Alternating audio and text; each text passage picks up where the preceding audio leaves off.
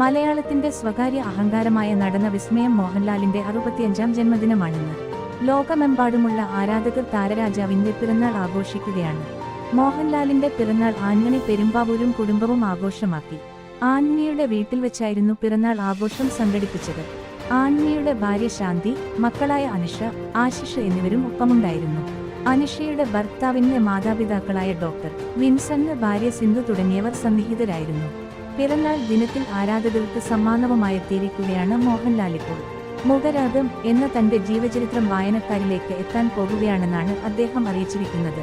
എന്റെ ഈ പിറന്നാൾ ദിനത്തിൽ വലിയൊരു സന്തോഷം നിങ്ങളുമായി പങ്കുവെക്കുകയാണ്. ബാലു പ്രകാശ് എഴുതിയ എന്റെ ജീവചരിത്രം മുഖരാഗം മാതൃഭൂമി ബുക്സ് പ്രസിദ്ധീകരിക്കുന്നു.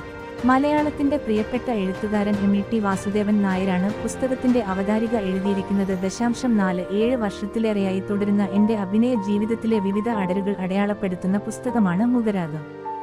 ഏറെ വർഷങ്ങൾ എനിക്കൊപ്പം സഞ്ചരിച്ച് എന്റെ ജീവിതം അക്ഷരങ്ങളിലേക്ക് പകർത്തിയെഴുതാൻ ബാലു പ്രകാശ് എന്ന എഴുത്തുകാരൻ നടത്തുന്ന പരിശ്രമങ്ങളാണ് മുഖരാഗത്തെ യാഥാർത്ഥ്യമാക്കിയത്.